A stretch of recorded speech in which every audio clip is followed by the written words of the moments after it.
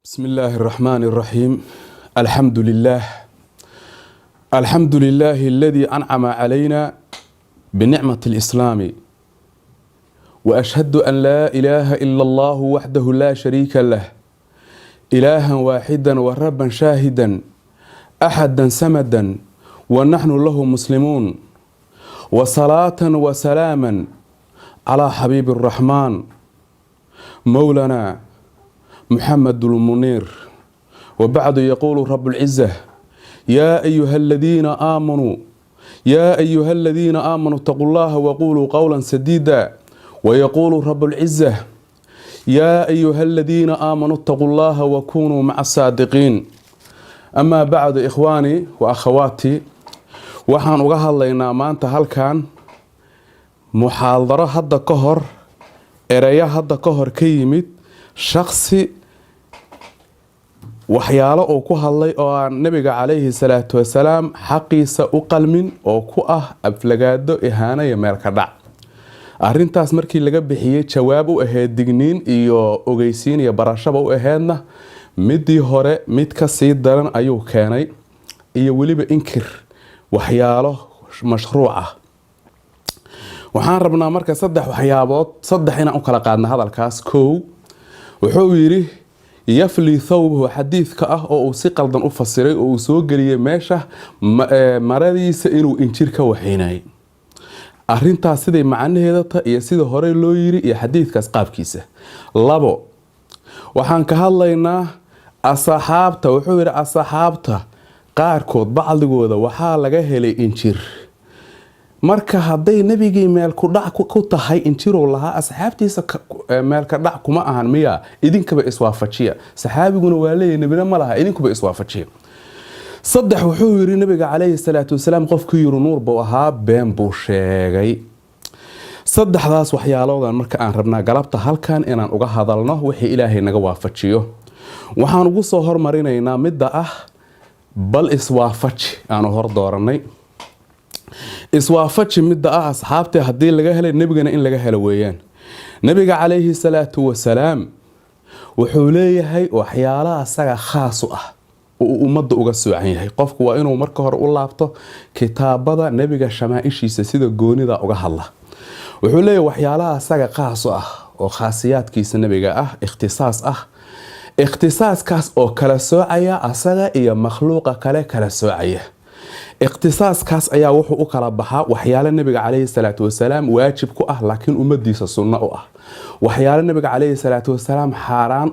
xaaraam ka ah laakiin inta kale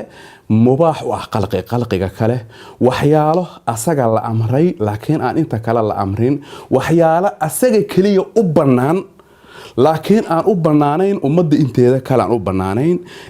waxyaalaha kaleoo khaaska ahun ka hadlayna waxa weeyaan fadaa'il dheeraada oo asagu uu gooni leeyahay ayaa intaasii dheer. okay, waxaan ku bilaabaynaa aan soo hor doorannay waxyaalaha rasuulka calayhi salaatu wasalaam asaga xaaraamta ka ah, mamnuuca ka ah laakiin inta kale mubaaxa u ah. waxaa ka mida maalan sadaqada oo kaleeto, ha ahaato mid faral ah ama ha ahaato mid sunnaa ha ahaato, waa laga mamnuucay nabiga calayhi salaatu wasalaam. oo rasuulku wuxuu yidhi ciddi alla ku xadiid oo wuxuu ku leeyahay bukhaari iyo muslimba ay warinayaan: إن هذه الصدقات إنما هي أوساخ الناس وإنها لا تحل لمحمد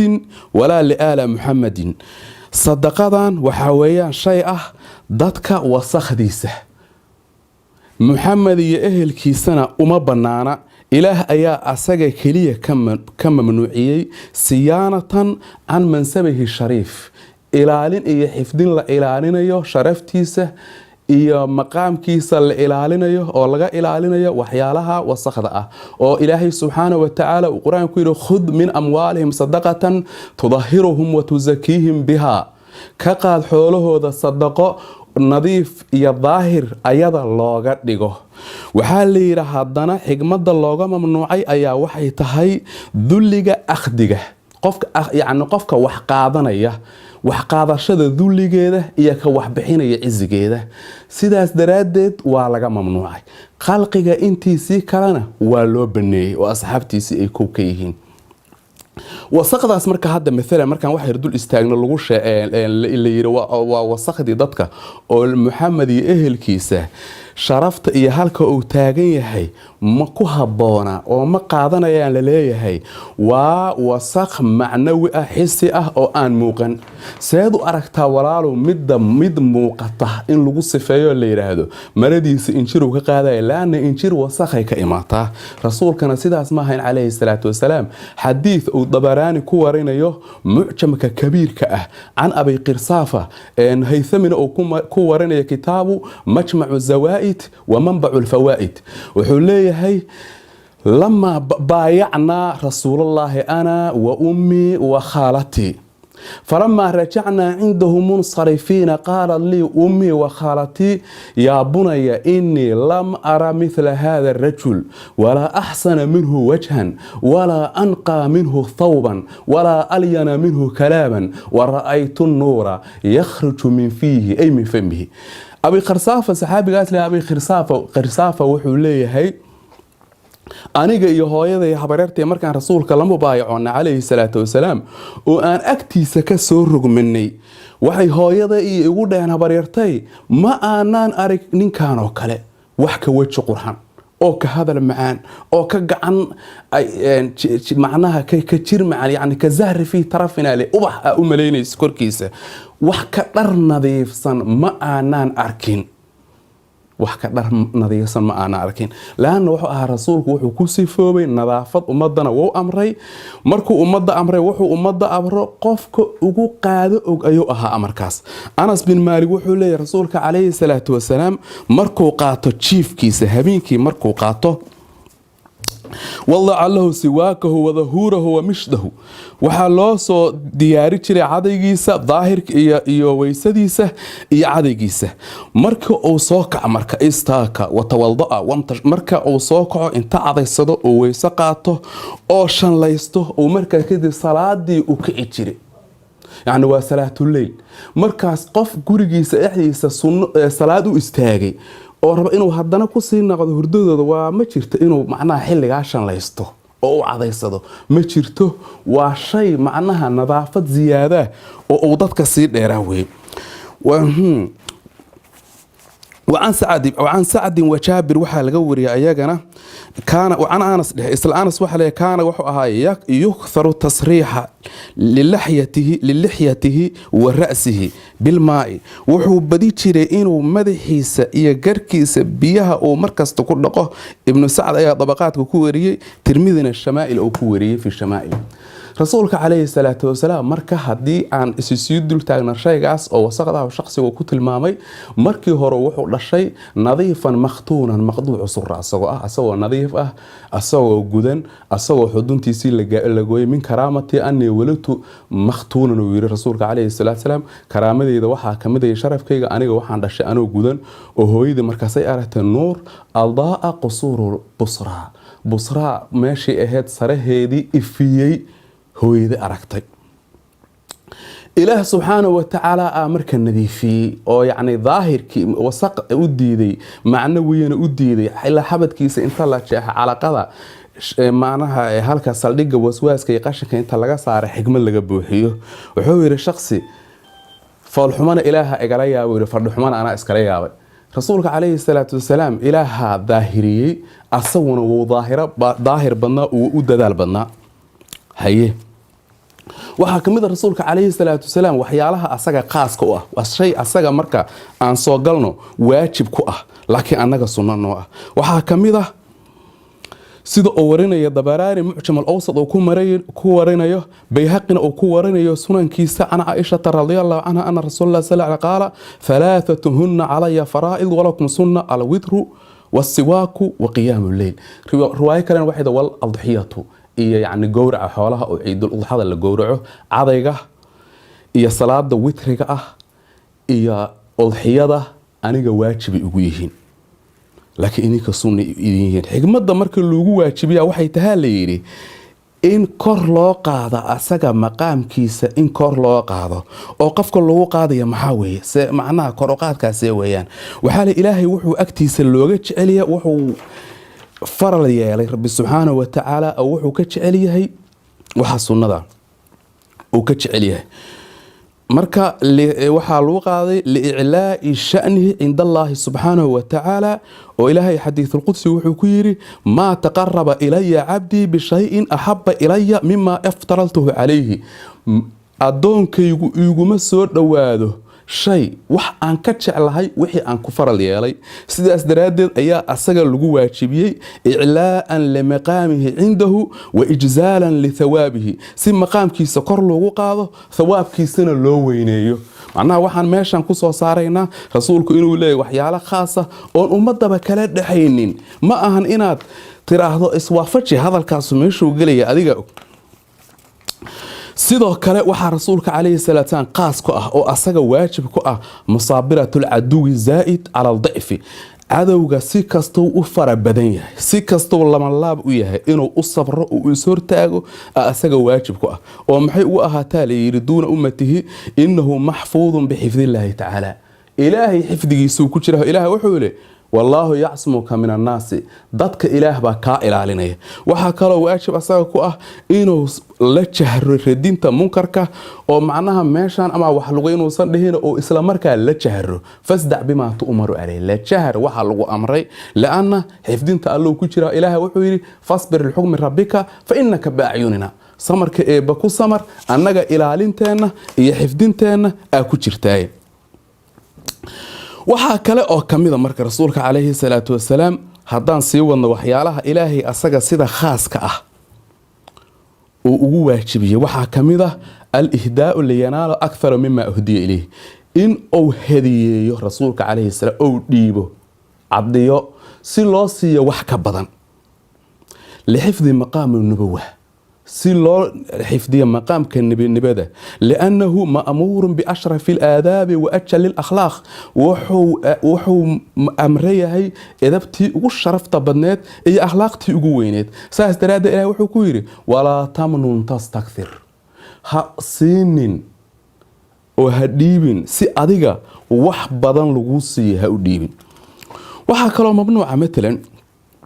rasuulka kaleey salaam wuxuu iska mamnuuca naftiisa gooni uga mamnuucay waxyaalaha riixda kariihada leh macnaha nadaafadu meeshii gaartay arag sida basasha iyo toonta kale xadiis ibn abi shayba oo warinayo sidoo kale oo warinayo muslim oo warinayo rasuulka kaleey salaam oo laba riwaayoyin kala nooca ka imaana abu ayub wuxuu leeyahay rasuulka markii dacaam loo keenay aanu iisoo hadiyay jiray macnaha waa iisoo dhiibi jiray dhahmaag yaani guriga abu ayub jooga markii loo keeno waxba ka taabana abu ayub u dhiiba markaasan farihiisa raaci jiray meelo asoo ka qaata ana ka qaada jiray si aan u tabarugo meesha u barakaysto maalintii dambe cunaa la ii keenay farihiisi kuma yaalaan markaasan yaa rasuulallah yo aniga farahaaga raaci jiray markii cunada la ii keeno maanta ما أهدنتا مركز سورة نعم إن فيها بصلا وإني أكره لأجل الملكي وحاكو تشيرو عنا بصل أكو تشيرتي أنا جانا بصل شوان كهنا ولي وحي رسول الله تكره وتعديني ما إتا أديك كهتا أنا جا إسيه مركز سورة ما يبصل أكو تشيرتي ملائكة إلى كل ما يستدرادت أيان أنا أكرهي وحاكم إذا مثلا رسولك عليه الصلاة والسلام وما أسجى هبورا جبر كتابية أو يعني أهل كتابة نكاح هذا مو بنانا لأنه رسولك عليه الصلاة والسلام سألت ربي ألا أزوجها إلا من كان معي في الجنة فأعطاني حديث حاكم وريي سنة كي سنة صحيحة إلهي وحن ربي جيجا سؤال شو لقينا أنا جورسن إلا قف مت معي جيجا جنة أهاتي ما هن ربنا ويسي رسولك أولاً وما أهالي قف كافرة على غير الدين معدن تيسا إني آدو رحم كيسا أولاً وما أهان أو سيداس أيال لوغا تشوشي انت كلا دونه أيضاً انت كلا آن لغا تشوشي أوكي وحاجرو كاليتو وحيالو ورسولك عليه الصلاة والسلام أساقا مباح آجرة مثلاً waxyaalo umatiyan si wadaynahay matalan Makka oo kale maalintii fadxul Makka oo kaleeto waxa rasuulka loo ogolaaday saacad inuu Makka ka dagaalamo qofan asaga ahayna looma ogolaanin waxa kamida oo laga mamnuucay khaa'inatul a'yun inuu iljabiyo oo kale ayaa laga mamnuucay rasuulka calayhi salaatu wasalaam. Iljabin waxaa laga wadaa inuu madaxiisa wax ku ishaaro oo uu baaqo. waxaa maalan jirtay 4 qof oo maalintii Fatxul Maka uu rasuulku yiri dila xataa hadaad Kacbada ku aragtaan hal la dilaa leeyahay. 4taas qof waxaa kamid ahaa nin la yiraahdo Cabdullaahi bin Abi Sarrax. ninkaas wuxuu ku xakunaa mataqaanaa wuxuu ku xakunaayo kaliya rasuulka calayhi salaatu wasalaam oo u gafay. waxba uu qori jiray islaam oo ah markii hore islaamnimadii uu ka laabtay iftaru sameeyay oo wuxuu yiri Muhammad markaan u qoro midalan Aziizun Hakiim haddaan iraahdo yiri Caliimun Hakiim ka dhigna wuxuu yiri kilaahuma sawaab ka dhigo dhihi jiro yiri aayad quraana ba ka hadlaysaba marka maalintii Fatxul Maka wuxuu magan galay Uthman bin Affan oo agtiis ku dhuntay naas isla nuugeen. hadhow waxaan ogeeyno yaa rasuulullah baaya Cabdullah lama baayo rasuul Allah marka rasuulku 3 mar amalu islamaan siiyay. markii afraad la mubaayacood markaas wuxuu ku yiri asxaabtiisa amma fiikum rajulun rashiid war qof wanaagsan kuma jira miya markaad aragteen inaan ka reebtoonaaday la hadalkiisa qof inta ka cadila in kuma jirin miya markaas dheen rasuul Allah qalbigaaga waxa ku jira anaga ma ogine maxaad noo ishaare weysay markaas wuxuu ku yiri nabi uma owla aha uma haboona inuu madaxa wax ku ishaaro macnaha inuu qof uu iljabiyo oo arin macnaha si khiyaano ah inuu qof wax u tuso ما هو أهانوري تنزيها لمقام النبوة وهي نستهنان أي كهو فانتهي مقام كالنبي النمذا دون أمتي مض أنت يدي كرن واسداس هدي آن مركز صوت قالنا وحا كميضة مثلا هوين كيسا رسول إنو سأكتي سأوسكون نوران هوين كيسا وكلا قف كهنايا أساقا وحا الله أمري إنو خيار قليو ومدي سكسكو inuu khiyaar galiyo tii raali ku aan inay joogto tii tiraahda ifurna inuu furo laakiin umadiisa kuma ahan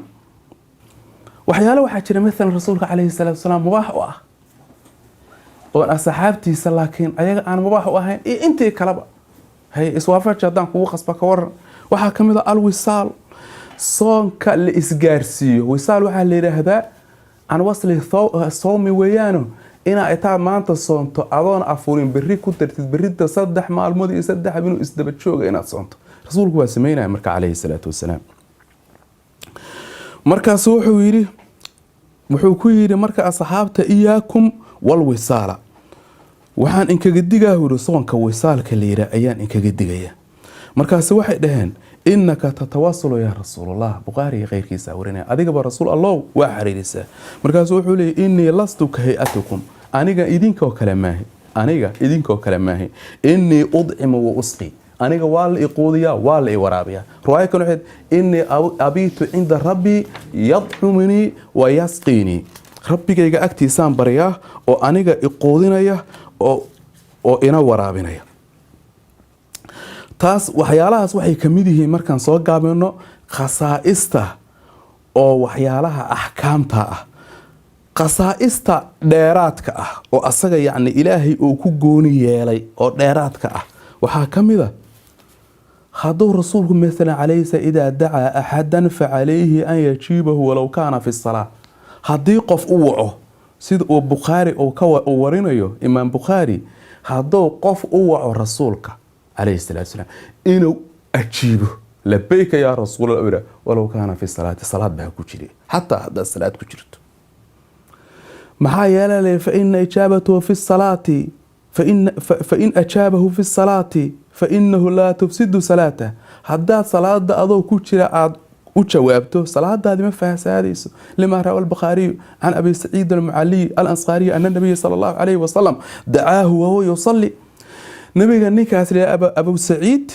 al-Mu'alli ee ansaarta ah oo tukanaha u wacay فصلى مركاسو تكذي سلاديسو اسقسي وطي ثم أتاه إما فقال وحوري ما منعك أن تجيبني إنا دي أجيبت محاك منعي قال وحوري إني كنت أصلي رسول الله وأن تكني فقال وحوري ألم يقول الله وميوس إلى هدهن يا أيها الذين آمنوا استجيبوا لله وللرسول إذا دعاكم وارضيه الله يا نبي الرمي إله إيا الرسول كيسة hadday idin wacaan ajiiba soo taas ma aadan maqlin fiiri maqaamka waxyaalo waxa jira ambiyada kala dhaxeeya iyo waxyaalaha asaga gooni u ah oo fadaaisha dheeraadka markaan u soo baxno fadaaisha dheer mucjizooyina jira farihii ka bateen lama soo koobi karo haddaan afar shay matalan ka taabano nabiga calayhi salaatu wasalaam yaraa min khalfihi kamaa yaraa amaamuhu oo kaleeto dadka kala mid ma hortiisa soo wax uga arkay sida imaam muslim warinayo gadaalna sidoo kale uga arkay waxaa ka mid ah naaba caynahu walaa yanaamu qalbahu indhihiisa ayaa hurdayay rasuulka calayhi salaatu wasalaam laakiin qalbigiisa ma uusan hurdaynin sida imaam bukhaari iyo abubakar bin abi shaybaan ay warinayaan waidaa mashaa maca dawiili daalahu aa kamid ah rasuulka hadduu la socdo qof dheer waa la dhirir ekaanaya rasuulka dhirirkiisa dhexdhexaadu ahaa laakiin dhiriru u dhowaa waidaa mashaa maca dawiili daalahu hadduu qof dheer la socdona waa la dhirir ekaanayay waxaa warinaya ayadan imaam bayhaqiya warinaya xaasaskiisiya waxaa laga dhiga ummahaatulmuminiin oon gadaashiis la guursan karin haye ayaga laakiin inta kale gadaashoodna waa la guursanaa cidnana hooyo uma ahan haddaan marka aan taa itaan intaas maalan ku gabagabayno aan usoo jeedsana xadiidkan kelmad haddaan ka idhaahdo yafli thawbahu maradiisaa rasuulku hagaagsanaya calayhi salaatu wasalaam xadiidka wuxuu ku imaadaa laba ruwaayo ku yimid ruwaayada hore oo dariiqa xagga zuhri ka imaanaysa can hishaam can curwata can abiihi can caaisha waxaa weeye xadiidkaas yakhiidu thawbahu maku jirta lafdiga yafli labada xadiidna kan ayaa qawisan wa ahbata rijaalan amaa xadiidka ah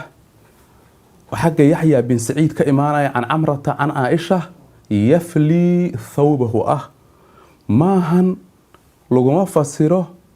yacni inay qamal ka hagaajinaysay uu ka hagaagsanaya laa maradiisa yacni huwa andafu khalqillaah ilaahay qalqigiisa qofka ugu nadaafada badan weeyaan cid ku fasirtayna ma leh yacni waa ta'wiil qaldan oo halkaa lala aaday oo maray meel aan booskiisii iyo munaasibkiisii ahayn maray weeyaan rasuulka calayhi salaatu wasalaam daahiran wa baadinan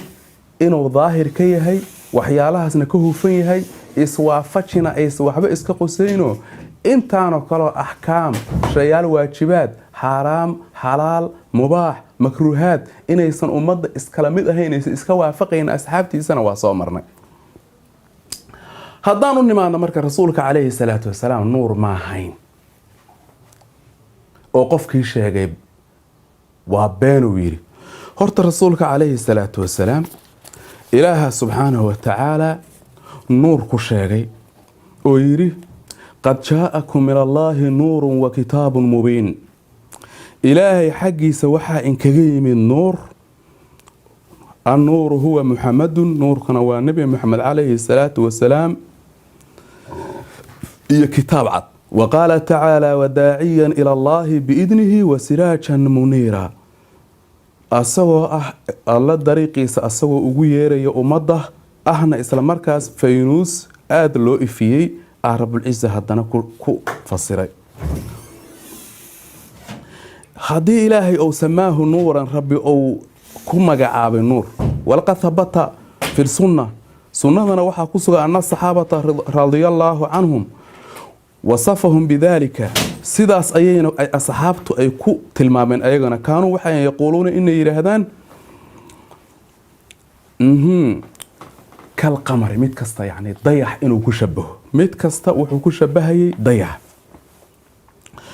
wara'ad ummahu nuuran adaa lahaa qusuura busra min ardi shaam hooyadiisna waxay aragtay habeenkuu dhashay nuur ifiyey sarihii basre ee dhulka shaam macnaha waa nuur qawi ah oo wixii xijaab iyo geed iyo dhagax u dhaxeeyey halkaa ay hooyadi joogtay ilaa shaam ifinaya wax hadeertan ka dhex bixi kara intaas oo adoo halkaan jooga ku tusi kara meesha ma jiraan nuurkaas quwadiisa weeyaan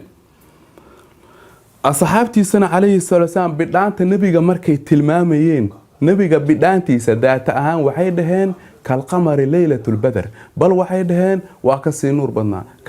kaana shamsu tajri fii wajhi rasuulkana calayhi salaatu wasalaam ilaahay subxaanahu watacaala kitaabu dacwaad sida ku taala saxiixulbukhaariga iyo kutubo kale keyrkiisba ilaahay wuxuu ka tuugay inuu nuur ka dhigo xibnihiisa iyo jihaadkiisa meel kastoo jihooyinkiisa iyo xibnihiisa inuu ilaahay nuur ka dhigo markuu ka baryay wuxuu ku soo qatimay wajcalnii nuuran ilaahu nuur iga dhig uu ku soo qatimay waxay dhaheen marka haddii loo fiirsado anaga ma ahan xaq uma lihin inaan inkirno wax rabbi u sugay fasalaamatu fii daalika laakiin sida nabadda ah arrintaas waa inaan u sugnaa maa ahbata allaahu linabiyihi wixii ilaahay nebigiisa u sugay waa inaan annaguna aan sugnaa kaana nuuran wa muniiran wuxuu ahaa mid nuur ah midna luuriyo u ahaa haddana walaa yazaalu annahu basharun inuu bashar yahay dabiicadiisa hore dabiici ahaanna ka zuuli maayo laanna wuxuu yidhi mar la su-aalay imaam shacraawi radia allaahu canhu raximahullahu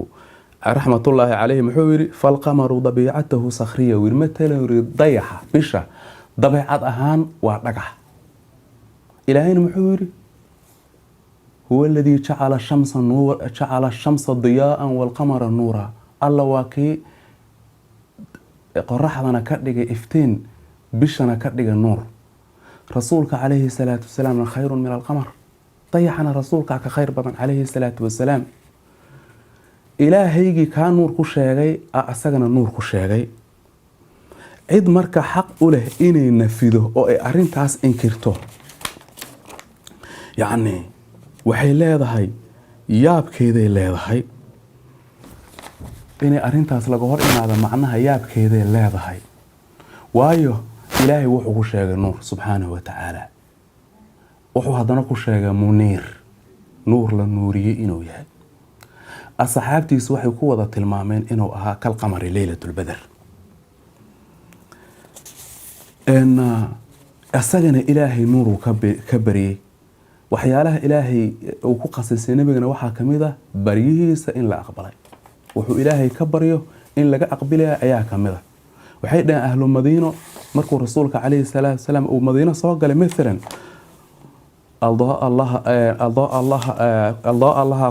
wax kasta ayaa macnaha u nuuray magaalada madiina maalintuu soo galay wax kasta oo magaaladaas ku sugnaa dhexdeeda waxay isku bedeleen nuur ayay noqdeen maalintii uu asagu madiino uu dhintayna oo rasuulka calayhi salaatu wasalaam uu wafaado rabbigiisa rafiiqul aclaa u haleelayna wax kasta ayaa ka madoobaaday magaaladii madiina ka madoobaaday sidaas ayaa rasuulka calayhi salaatu wasalaam wuxuu ku yahay nuur shakhsigan yiri marka qofka sheegay beenuu sheegay wuxuu inkiray aayad quraan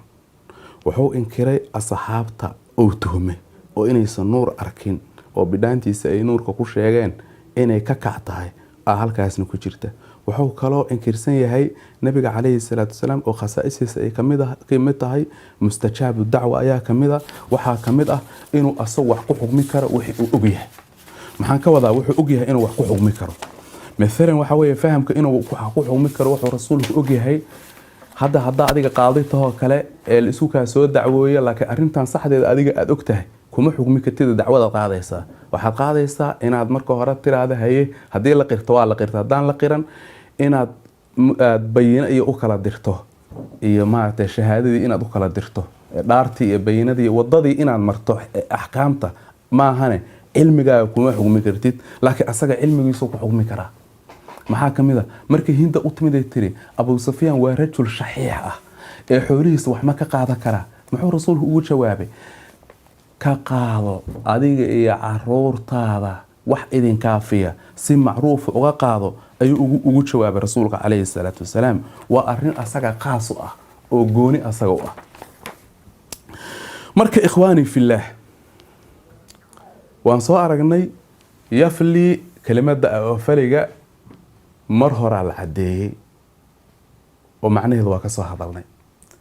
iswaafajina waa ka soo harnay ikhtisaas iyo farqi inay u dhaxeeyaan rasuulka iyo intiisa kale ee qeyrkiisa ah farqiga u dhaxeeyna waan soo aragnay inuu nuur yahayna waan soo aragnay qofkii marka maxaa xukunkiisu yahay ku gafay oo waliba si kas oo jaahilnimo ah macnaha diidma ah diidan ee aysan jahli iyo aqoon xumidna u geynin. xukunkiisa waa laga soo hadlay oo shariifka ka hadlay in alladina yu'duna allaha wa rasuulahu la'anahumullahu fi dunya wal aakhirah. ilaahay rasuulka kuwa dhibaya ilaahay adduunyo iyo aakhiraba oo ku nacaladay. ayaga xukunkooda marka waa laga soo hadlay, laakiin anaga muxuu yahay xukunkeena dadka markaas axbaabta rasuulka ah ee meeshaas jooga muxuu yahay xukunkooda? wuxuu horta annabiyyu awlaa bil mu'miniina min anfusihim. nabiga mu'miniinta naftooda ayuu ka sii xigaa. waxaa hadda khasaa'isiisa kamid ahaa maalan haddii qof ummadiisa kamid ahaa oo dhinto oo mucsira, waxaa rasuulka calayhi salaatu wasalaam korkiisa inuu wixii asagu baxsho.